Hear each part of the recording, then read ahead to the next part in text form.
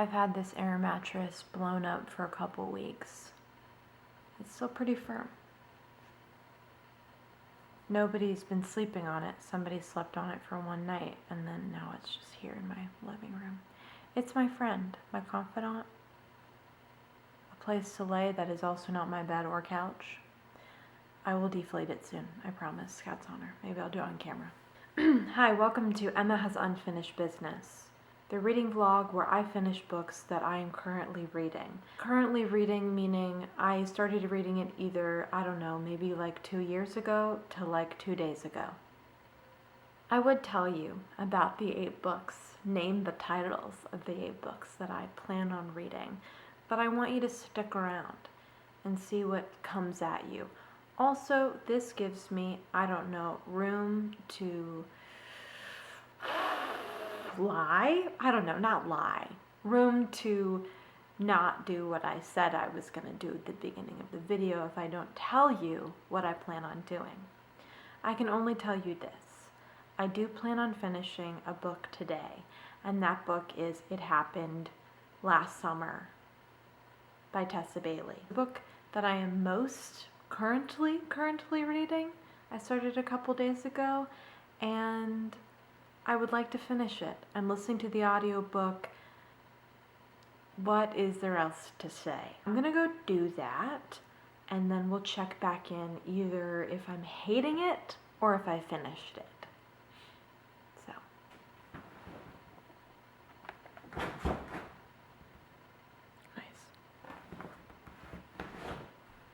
My new way of transitioning clips in this video is just going to be showing my novelty shirts. My grogginess this morning, I never told you about the other book I'm currently reading, and I will hope to finish either this evening or tomorrow morning, and that is, of course, this hotel wallpaper, Marriott Inn, key room design book cover for Key of Knowledge, book 2 of the Key trilogy. I've been reading this book for like a few months, and it's not that I am hating it, because I really loved the first book in this series. It's that I'm finding the romance kind of, what's the word, dry. And I don't expect a lot from noir romances, but I expect sometimes, even in their problematic nature, to be at least interesting. And this one is not getting me interesting. They got together too fast. The tension wasn't building enough. But I have hope. Second books in Nora series tend to be the worst, and this is proving true. Back to the fact that I finished It Happened One Summer. And in the earlier clip I said It Happened Last Summer. That's a horror movie. This isn't a horror book. Just clarifying that real quick. This is a sunshine, grumpy romance. I want you to imagine Alexis Rose, or let's say Keeley from Ted Lasso. I want to do a whole Ted Lasso thing. Just bear with me. I'll explain in a minute. And sort of like a Roy Kent from Ted Lasso moment.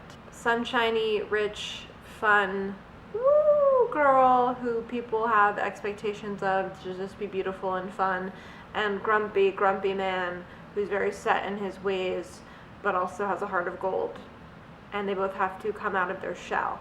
This book, honestly, the romance part of it, or the trope part of it, reminded me a lot of Eve Brown. Very similar setup with these two main characters, very similar trope, and I enjoyed both of these books so much, which makes sense. I ended up really loving this book, which surprised me, because I hated Fixer Up by Tessa Bailey, to the point where I wasn't going to read any other books in that series, and even kind of toyed with the idea of never reading another Tessa Bailey book. And it wasn't that the book was badly written, it wasn't that the book was boring, it was that I hated certain things about the book that were seemed minor, but were actually quite glaring. Specifically, sort of the babyfication of our main character. She had a weird power dynamic with the love interest, and I couldn't get over it. That did not happen here. I like the communication. Aforementioned, I really enjoyed the way they both grow out of their shells during the course of this book and their romance. I like the small town vibes. I like the building of a business. I love the relationship our main character has with her sister. I love the way they set up the sister and the male love interest's best friend for the second book in this series. I like that setup. I think that's really hard to do. Overall, just really enjoyed it. I really like the audiobook. Charlotte North is a fantastic narrator, I will say one thing to note. This romance moves very quickly. I love slow burn personally. My favorite book being People We Meet on Vacation from this year, which is like the ultimate slow burn in a lot of ways. This is fast moving. It's almost love at first sight. I think that's important to note because it is very fast moving. And if you don't like that, and you're someone who really enjoys realism in your romance, you're not going to have that here. Another thing that I want to note, something that I really enjoyed about this, is that our main character, she doesn't get the redemption, or she doesn't get kind of that, ahaha, I'm proving you wrong moment to everybody in her life. She gets it to the people who are going to move her forward in her life. She gets it from the people whose opinions she truly values for her future. So she doesn't get it from people from her past. I really liked that. I thought that was really real and sincere and honest and nice. And I enjoyed that element of the writing and the way that that sort of ended up. I seem like I'm right now because I kind of am. And that's my cue to go read this baby in the bath. Should I do one of those really self-aware clips of me reading? And then like I speed it up so you can see like the way that I'm breathing, and it's like really unnerving. Like it's unnerving to see someone like breathing like that. Do we want to watch that? Like if you want to watch that. Like this video. If you like this comment if you want to watch that. I'm doing it anyway.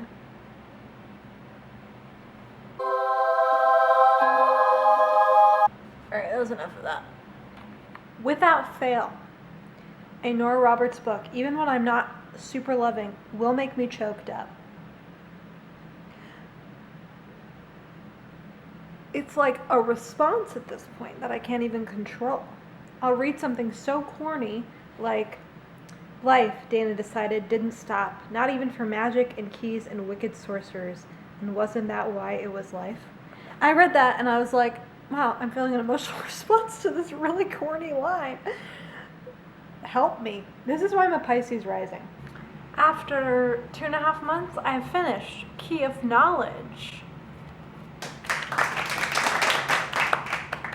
I really enjoyed it. It's funny, I've mentioned this before in my Nora Roberts video, but my favorite thing Nora Roberts does is create atmosphere and friendship and believable dialogue, and this book has this in spades.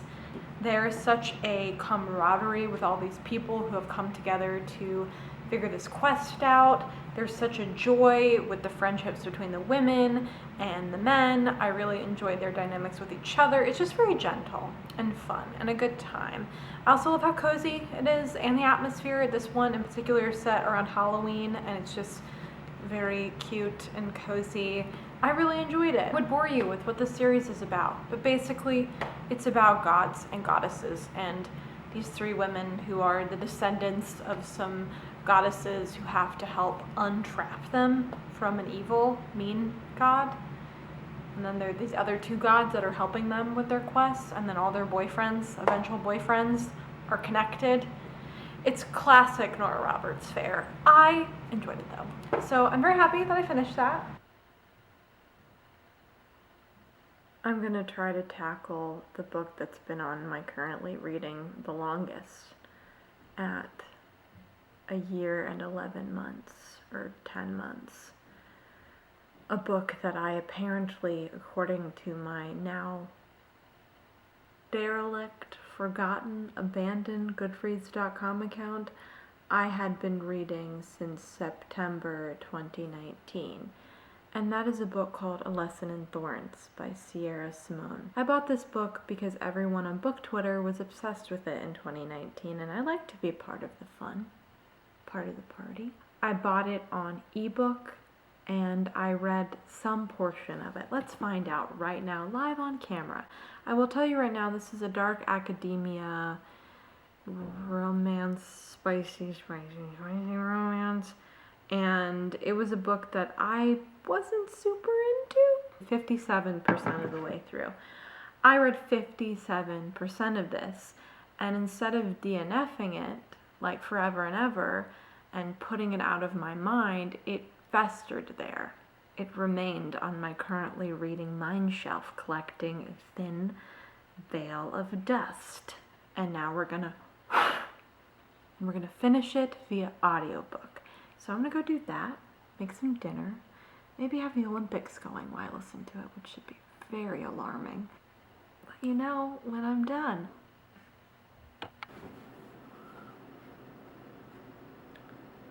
I'm deflating the air mattress. It's gone. I should have been doing this at the end of the video. This is going to date this video for when the Olympics were going on. But y'all, there is a swimmer named Ryan Murphy. And let me tell you, my little head does a turn whenever I hear that. I finished a lesson in Thorns. I was halfway through, more than halfway through, it was like 57% is what I said. So, I mean, I didn't have that much left to read, but I burned through the rest of this book. I didn't explain what this book was about, partially because I needed a little jump start to remember. Basically, it's about this big estate in England that's old or whatever. They're always old. And these group of 20-somethings, like parents were all friends with each other, but something weird happened. And so when they were kids, they all kind of like separated, but there's like some weirdness there. And they all come back together to try to figure out like what happened, and also to deal with this like chapel thing that's fallen apart that had some sort of like Victorian ritual. I did not love this book, but I was entertained. It was funny like going back to it after 2 years, because I really thought like, oh yeah, I remember what it's about, but then also thought like I probably don't actually remember what it's about, but I remembered like immediately, which is pretty funny. I will say that like it's like well written, and like the way the characters talk to each other I think is really funny. It's very like CW, like CW rated R. I don't really know how to talk about this book. I finished it after 2 years. Go me. It ended on a really very deeply dark cliffhanger. I'm not going to read the next one though, although I was like, this is the most interesting part of this book, is this mystery and all this unresolved tension, and none of that got resolved, so wah wah. Do I look like a pirate? I hate this angle. I finished another book, y'all. I finished The Love Hypothesis. This is a book that I really didn't know anything going into it. I started it about 2 weeks ago via a recommendation from my friend Chelsea. I did find out something about it that I feel unsure to say out loud. It was originally Rilo fanfiction. If you can put that aside, or if that actively doesn't bother you, great, because the book is truly a good time, and it's really wonderful, and I'm choosing to forget that. We're internal sunshining that fact away from the experience of reading this book. This is a slow burn, fake dating romance, which is normally something that I feel half amazing about. I love slow burn. I'm normally skeptical of fake dating. This, however, worked for me. This is about a woman who is getting her PhD at Stanford and a super young professor who is really talented and successful in their field, which is biology. And basically, in order to make her best friend feel comfortable about dating her short-term ex, she fake dates this professor. This professor also happens to be really hated in the department because he's super blunt and scares grad students. But of course, it's a sunshine grumpy moment, and he only has eyes for her, and what we witness is a really sweet romance that moves slowly but also fairly quickly in a lot of ways. I really enjoyed this. I liked the humor. It had a very satisfying ending in more ways than one, and I just overall enjoyed the essence of it and the way that all the characters felt really human. I got frustrated with the main character a lot, but I also understood her motivations for the things she did and did not do, which is a sign of a well-written character. I really enjoyed it. I would recommend it. I don't remember exactly when it comes out. It comes out in September, but I will put that in the description when all the arcs that I'm currently reading for this video come out. Do you ever read a book that is so absolutely fine that you end up being like, what am I going to say about this book? It was enjoyable, but it didn't blow me away? Anyway, I finished another book. I finished a book called It Had to Be You by Georgia Clark.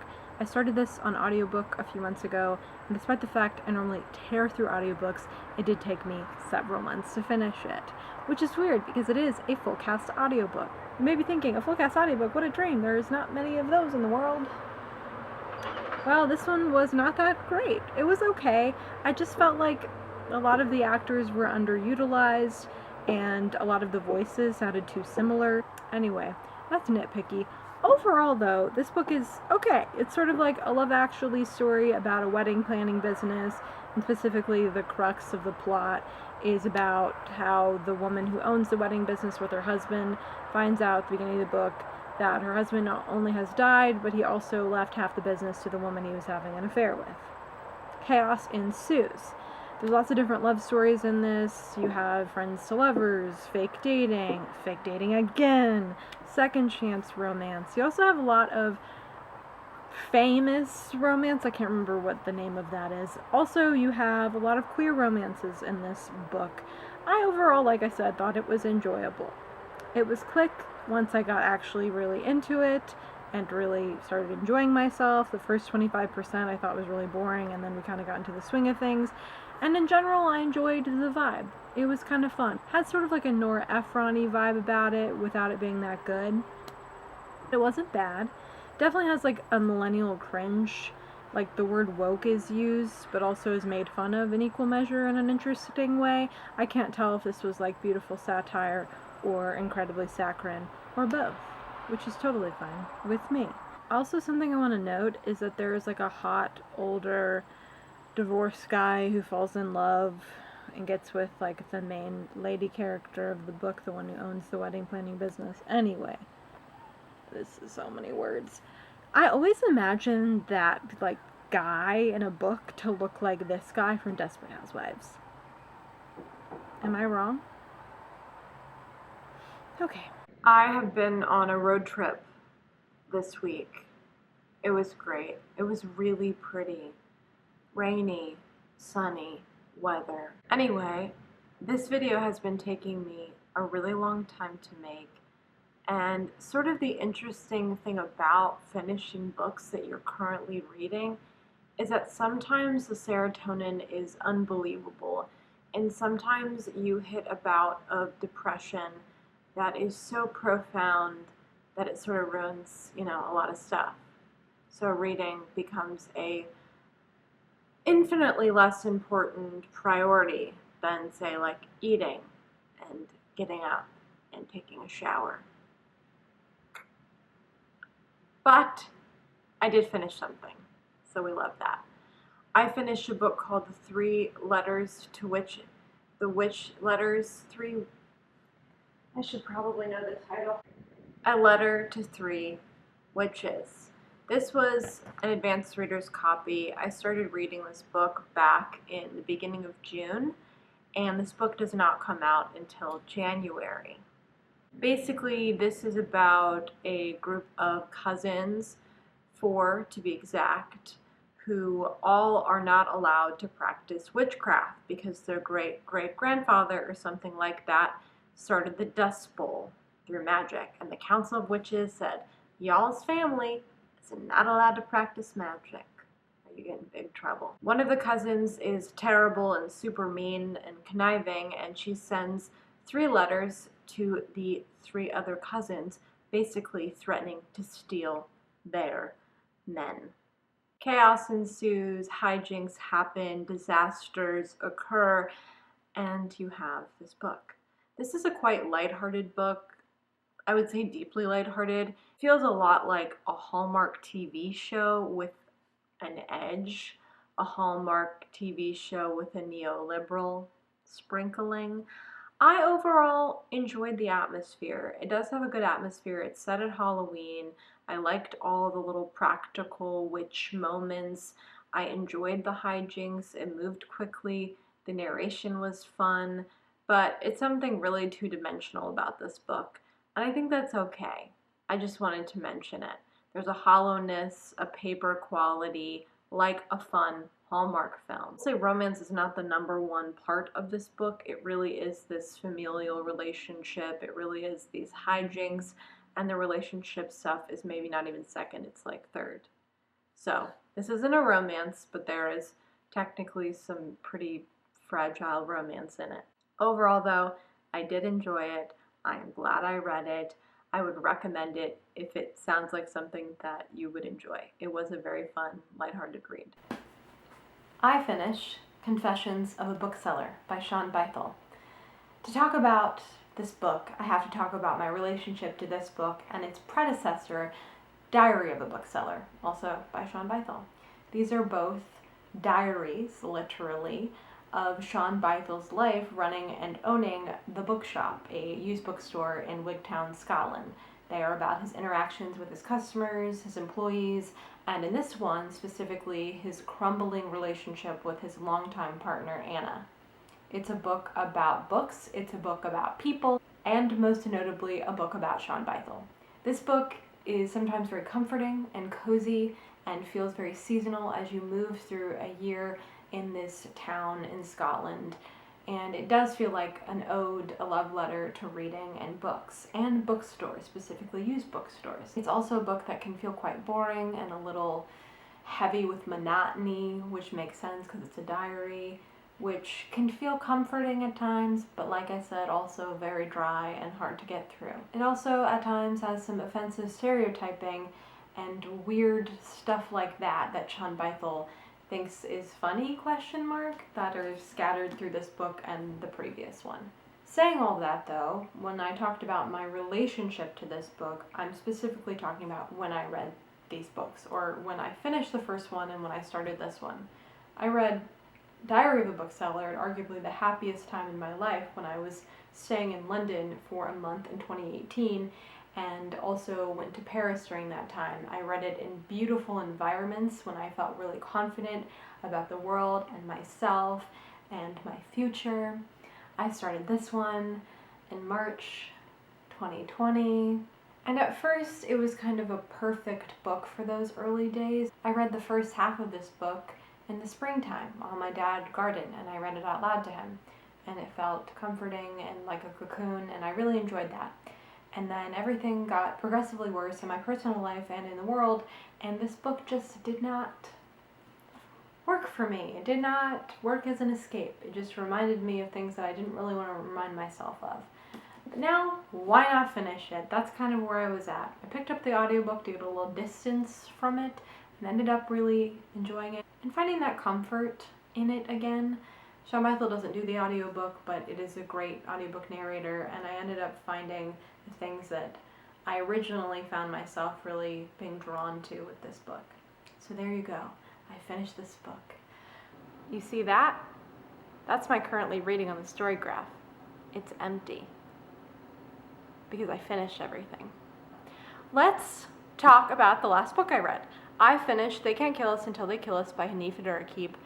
I had been reading this collection of essays for quite some time. My boyfriend gave me this book in December of last year. It's one of his favorite books, and I was excited to pick it up from his recommendation, but also because I have become a fan of Hanif Abdurraqib's in the last year or so due to his amazing music writing. Like, he writes about music in a way that I really like and I really connect to, and it's a really honest, interesting, and fun, smart take on music writing, in my opinion. So I was really excited to pick this up, and this book, in some ways, is a book about music. It's a book about Hanif's relationship to some of his favorite artists, his emotional relationship to those artists, the history of those artists in both culture and his personal life. He talks about everything from Fall Out Boy to Carly Rae Jepsen to Future. It runs the gamut, and it's really, really interesting. This book is also about the year of 2016. I think he was writing this book in much of that year, and about being a black person, a black man in America. Hanif's really able to so beautifully thread so many different things together in a way that was truly startling. You can tell that he is a poet from the way that he writes. Some of the chapters are kind of experimental, and some of them absolutely crush you by their emotional impact. It's a really stunning book. I really am glad I read it, and I'm glad my boyfriend gave it to me. And I would encourage you to pick this book up or really read anything by Hanif. I know he has a book that just came out that I want to pick up. I think this was probably the best book I read for this video, by and large. So there you go, my last book finished. Welcome to the book end of the video. Stick around, okay? Don't click off yet. Here's everything I finished for this video. I finished It Happened One Summer by Tessa Bailey. I listened to this via audiobook. I finished Key of Knowledge by Nora Roberts, which I finished via a physical book. I finished A Lesson in Thorns by Sarah Simone, which I finished via audiobook. I finished The Love Hypothesis by Ali Hazelwood, which I read as an e-arc via NetGalley. I finished It Had to Be You by Georgia Clark via audiobook. I finished A Letter to Three Witches by Elizabeth Bass, which I finished as an e-arc via NetGalley. I finished Confessions of a Bookseller by Sean Beitel, which I finished as an audiobook. And I finished They Can't Kill Us Until They Kill Us by Hanif Abdurraqib, which I finished physically. Overall, this video is really interesting to do. Finishing books, I think, is really hard for readers when we have put them down. Even if we haven't DNF'd them, just put them down. There's always something shiny and new to take its place, and that's where we want to go. But I did have fun doing this some of the time. It took me about 2 weeks to make this video, which is a pretty long time for me to make a video. I normally only spend like at most a week, and you see it in the title of the video. But here we are, longer deadlines, and I'm pretty proud of myself that I was able to accomplish this, because a couple times I just wanted to quit and read something new, and I didn't do that, so go me.